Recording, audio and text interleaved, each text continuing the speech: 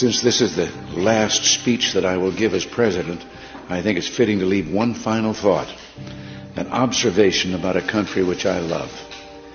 It was stated best in a letter I received not long ago.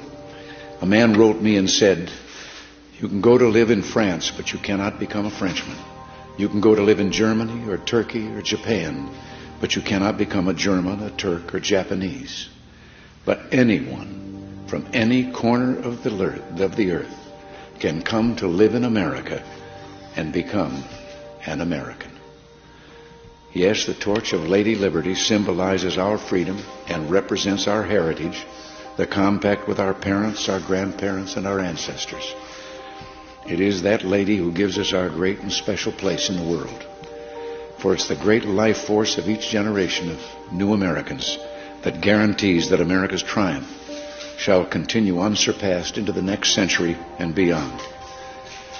Other countries may seek to compete with us, but in one vital area, as a beacon of freedom and opportunity that draws the people of the world, no country on earth comes close. This, I believe, is one of the most important sources of America's greatness.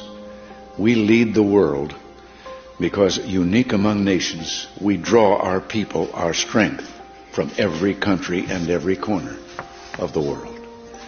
And by doing so, we continuously renew and enrich our nation. While other countries cling to the stale past, here in America we breathe life into dreams, we create the future, and the world follows us into tomorrow. Thanks to each wave of new arrivals to this land of opportunity, we're a nation forever young, forever bursting with energy and new ideas, and always on the cutting edge, always leading the world to the next frontier. This quality is vital to our future as a nation.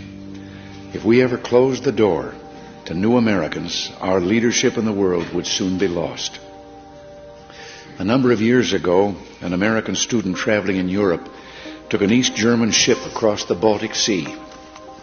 One of the ship's crew members from East Germany, a man in his 60s, struck up a conversation with the American student. After a while, the student asked the man how he had learned such good English, and the man explained that he had once lived in America.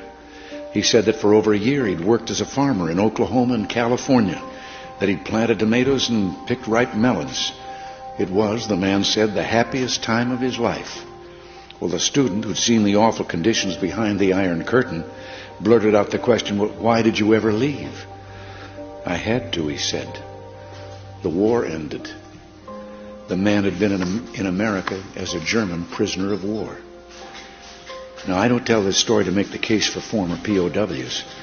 Instead, I tell this story just to remind you of the magical, intoxicating power of America. We may sometimes forget it, but others do not. Even a man from a country at war with the United States, while held here as a prisoner, could fall in love with us. Those who become American citizens love this country even more. And that's why the Statue of Liberty lifts her lamp to welcome them to the golden door. It is bold men and women yearning for freedom and opportunity who leave their homelands and come to a new country to start their lives over. They believe in the American dream, and over they make it come true for themselves, for their children, and for others. They give more than they receive. They labor and succeed, and often they are entrepreneurs. But their greatest contribution is more than economic, because they understand in a special way how glorious it is to be an American. They renew our pride and gratitude in the United States of America, the greatest, freest nation in the world, the last best hope of man on earth.